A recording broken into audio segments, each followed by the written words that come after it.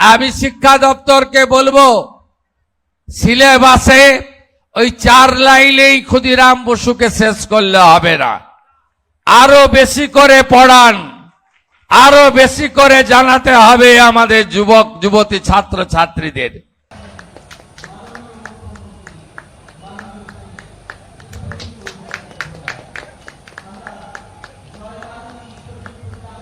অনেক অত্যাচার সহ্য করেছে নরেন্দ্র মোদী জিন্দাবাদ বলার জন্য অনেক মানুষ, অনেক অত্যাচার সহ্য করেছে। সমস্ত মামলা প্রত্যাহার করবেন। এই কেশপুরে আমাকে সভা করতে বাধা দেওয়া হয়েছিল, মানিনি আমি। ক্ষুদিরাম বসু ল প্রণাম, বীর বিপ্লবী ল প্রণাম। বীর বিপ্লবী ক্ষুদিরাম বসু লহ প্রণাম,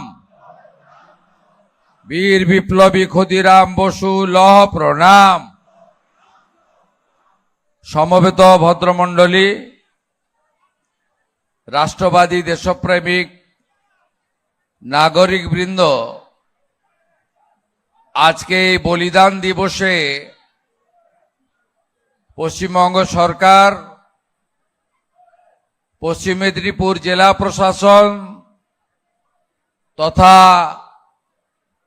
মহবনী উন্নয়ন পর্ষদ এবং এলাকায় প্রাতঃস্মরণীয় ক্ষুদিরাম বসুর নামাঙ্কিত নানা সংগঠন, শিক্ষা প্রতিষ্ঠান সকলের পক্ষ থেকে প্রতি বছরের মতো এবারে আত্মবলিদান দিবস বা বলিদান দিবস পালিত হচ্ছে। আমি এর আগে অবিভক্ত মেদিনীপুরের সন্তান হিসেবে এখানে অনেকবার এসেছি, কিন্তু আজকে আমি মুখ্যমন্ত্রী হিসেবে প্রথম বছর আমি এখানে এসেছি। আমাকে অনেকেই সকাল থেকে ফোন করে মেসেজ করে বলছিলেন যে আমাদের স্মৃতিতে নেই 11ই আগস্ট বলিদান দিবসে বিগত দিনে কোনো মুখ্যমন্ত্রী এসে এই মহান বিপ্লবীর চরণে প্রণাম জানিয়ে গেছে তার মূর্তিতে, এই উদাহরণ নেই। তাই এই গৌরবের সাক্ষী থাকার জন্য আমি নিজেকে কৃতার্থ বলে মনে করি। অনেক ঝড়, অনেক বৃষ্টি, অনেক চড়াই, অনেক উতরাই, অনেক লাঞ্ছনা, অনেক বঞ্চনা, অনেক আঘাত, সবকিছু মিলিয়ে এই জায়গায় আমি পৌঁছাতে পেরেছি এবং আপনাদের আশীর্বাদ ছাড়া এটা কখনো হতে পারে না। আমি এমন একটি জেলায় জন্মগ্রহণ করেছি যে জেলার এক প্রান্তে মা মাতঙ্গিনী হাজরা, আরেক প্রান্তে ক্ষুদিরাম বসুর মতো বিপ্লবীর পুণ্য পীঠস্থান। আমি এমন একটি জেলায় জন্মগ্রহণ করেছি যে জেলায় বিদ্যাসাগরের মতো মহান মানুষ যে জেলাকে আলোকিত করেছেন এবং গোটা ভারতবর্ষের সাংস্কৃতিক জাগরণে তিনি নেতৃত্ব দিয়েছেন। তাই এই অবিভক্ত মেদিনীপুর জেলার ভূমিপুত্র হিসেবে আমাকে অনেক কাজ করতে হবে, কারণ 34 বছরের কমিউনিস্টের রাজত্ব, 15 বছরের তৃণমূল কংগ্রেসের রাজত্ব, তারা না দিয়েছে স্বাধীনতা সংগ্রামীদের সম্মান, না তুলে ধরেছে আমাদের রাষ্ট্রবাদের অতীত ইতিহাস, না জানতে দিয়েছে আমাদের নতুন প্রজন্মকে। আমরা পাঠ্যপুস্তকে সিঙ্গুরে টাটাকে তাড়ানোর কথা পড়ি, কিন্তু বীর বিপ্লবী ক্ষুদিরাম বসু বা মা মাতঙ্গিনী হাজরার কথা আমরা সিলেবাসে সেভাবে আমাদের নতুন প্রজন্মকে, আগামী প্রজন্মকে, ছাত্র ছাত্রীদের কাছে আমরা তুলে ধরতে পারিনি। আমরা তুলে ধরতে পারিনি যে 1908-এর 11ই আগস্ট কেন বলিদান দিতে হয়েছিল বীর বিপ্লবী ক্ষুদিরাম বসুকে। আমরা তুলে ধরতে পারিনি 1942-এর 29শে সেপ্টেম্বর এক হাতে শঙ্খ এক হাতে জাতীয় পতাকা নিয়ে কেন তমলুকের বানপুকুরে মা মাতঙ্গিনী হাজরাকে দেহ রাখতে হয়েছিল। আমাদের কেউ জানে না যে বীর বিপ্লবী ক্ষুদিরাম বসু তিনি মেদিনীপুরে অনুশীলন সমিতি তৈরি করে এক কঠিন লড়াই ব্রিটিশদের বিরুদ্ধে শুরু করেছিলেন। আমাদের এই ইতিহাস আমরা যদি সকলকে জানাতে না পারি তাহলে আগামী দিনে রাষ্ট্রবাদ, দেশপ্রেম, জাতীয়তাবাদ, দেশ যে আমাদের কাছে সবচেয়ে বড় এবং যারা দেশকে অস্থির করতে চায়, যারা দেশকে ছোট করতে চায়, যারা দেশের মধ্যে বিশৃঙ্খলা সৃষ্টি করতে চায়, তাদের থেকে দূরে থেকে আমাদের সকলকে কিভাবে একাত্ম হতে হবে সেই পাঠ যদি শেখাতে হয় তাহলে 11ই আগস্ট আমাদেরকে পালন করতে হবে এবং এই বীর বিপ্লবীকে ঘরে ঘরে পূজিত করতে হবে। আমি জানি যে এখানে অনেক উন্নয়নের কাজ থেকে আপনারা বঞ্চিত হয়েছেন। আপনাদের এই মহমনি এলাকা বা বীর বিপ্লবী যেখানে যেখানে তার স্মৃতিচিহ্ন রয়েছে, এদিকে মেদিনীপুরের কলেজিয়েট স্কুল বলুন, ওদিকে তমলুকের হ্যামিল্টন স্কুল বলুন, তার যা যা স্মৃতি চারিদিকে অবিভক্ত মেদিনীপুরে ছড়িয়ে রয়েছে তাকে আরো বেশি করে জাগ্রত করে সকলের সামনে তুলে ধরার কাজ সরকারের। বিগত সরকার সে কাজ পালন করেনি। মোহবরী উন্নয়ন পর্ষদ তৈরি হয়েছে, স্কিম হয়নি। মোহমরি উন্নয়ন পর্ষদ তৈরি হয়েছে, টাকা দেওয়া হয়নি। মোহমরি উন্নয়ন পর্ষদ তৈরি হয়েছে, ভাষণ হয়েছে, কাজ হয়নি। কিন্তু বর্তমান সরকার আপনাদের স্বপ্ন পূরণ করতে চায়। তাই আপনাদের এখানে আজকে আমি দুর্যোগপূর্ণ আবহাওয়া সত্ত্বেও আমি অনেকটা পথ রাস্তা পেরিয়ে পৌঁছেছি, কারণ এটা কর্তব্য এই রাজ্যের মুখ্যমন্ত্রীর। সেই কর্তব্য দায়িত্ববোধ আগের লোকেরা পালন করেনি বলে আমিও পালন করব না, এটা হতে পারে না। এই পালন আমাদের করতেই হবে।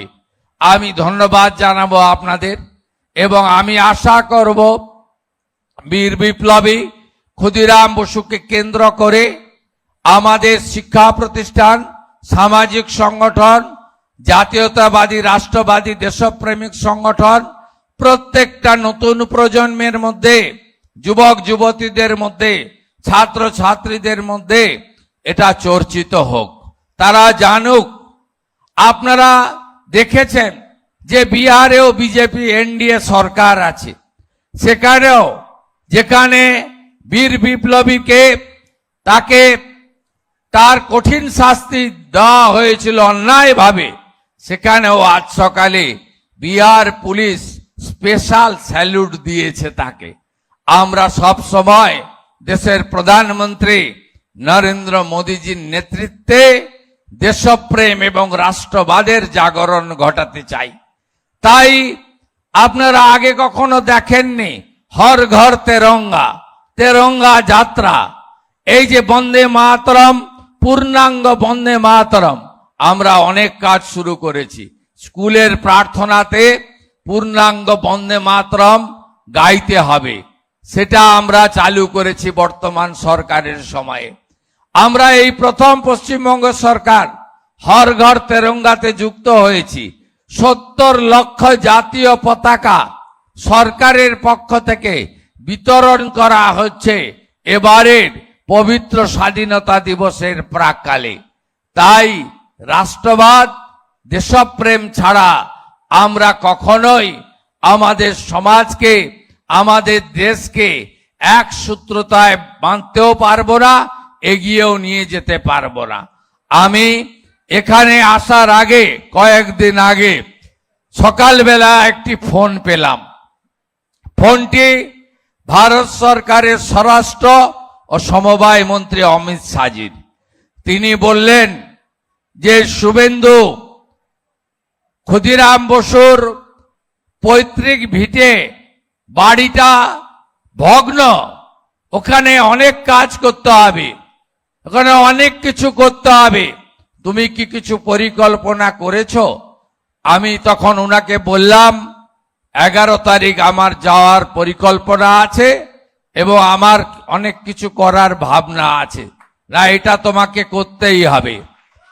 আমি অমিত শাহজিকে ধন্যবাদ জানাই, কৃতজ্ঞতা জানাই যে তিনি কেশপুরের মোহবনির কথা, এই বীর বিপ্লবীর কথা আমাকে উপদেশ এবং নির্দেশের আকারেও তিনি দিয়েছেন। এটা আমি আরো উদ্বুদ্ধ হয়েছি। খুব অল্প সময়ে সরকার, মাত্র 3 মাস, আমরা সব এই সময়ের মধ্যে সব জিনিস ঠিকঠাক মতো আমাদের গুছিয়ে নিয়ে শুরু করা সম্ভব নয়, তো আমরা চেষ্টা করছি। আমাদের একটু সময় লাগবে, সব করে দেব। শুধু মুখের পরিবর্তন, দলের পরিবর্তন, ঝান্ডার পরিবর্তন নয়, ব্যবস্থারও পরিবর্তন জনগণ দেখতে পাবেন, এই বিশ্বাস আপনারা রাখতে পারেন। আমি মাননীয় জেলা শাসক মহোদয়া, যিনি মোহবনী উন্নয়ন পর্ষদের চেয়ারম্যান, মানে প্রশাসকও বটে বর্তমান, তার কাছ থেকে পরিকল্পনা পেয়েছি।